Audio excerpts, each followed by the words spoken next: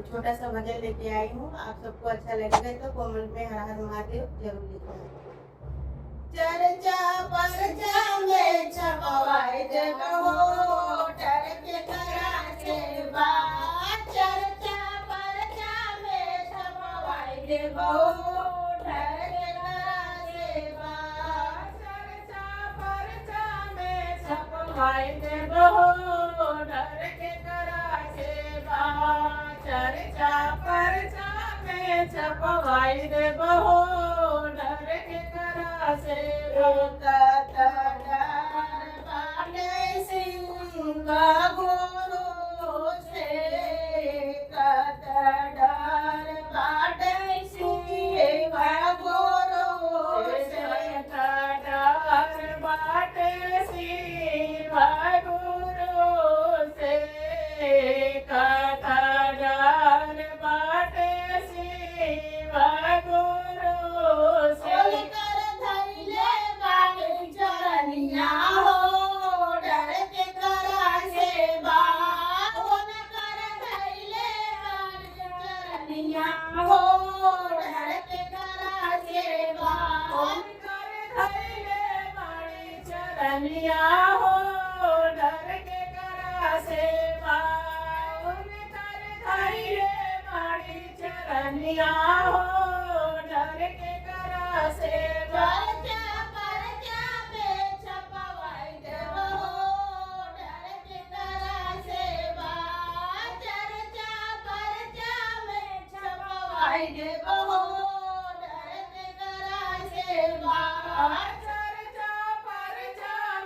छपवाई देव हो डर के करा सेवा।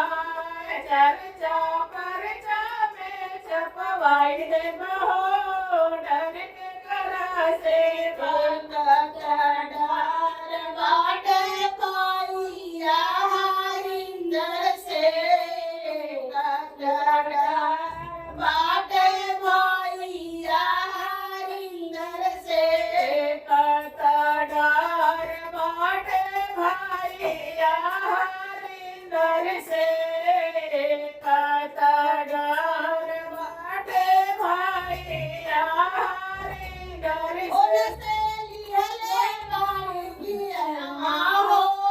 डर के करा सेवा।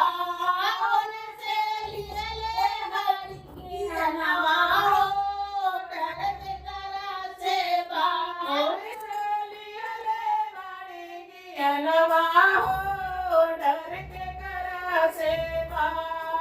उनसे लियले बाड़ी गिया नवा हो डर के करा सेवा।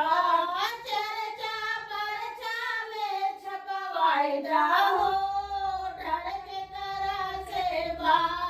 चर्चा परचा में छपवाए जाओ डर के करा सेवा।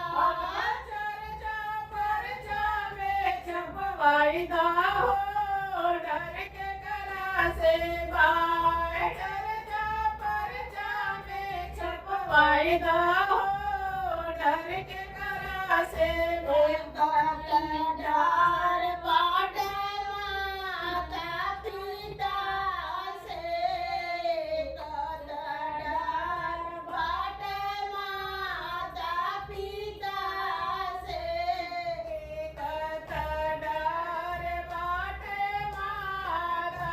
पिता से। कतडर बाटे माता पिता से।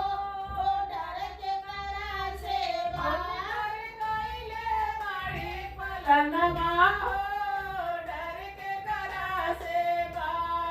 उनकर कैले बाड़ी पलनवा हो डर के करा सेवा। चर्चा परचा में छपवाई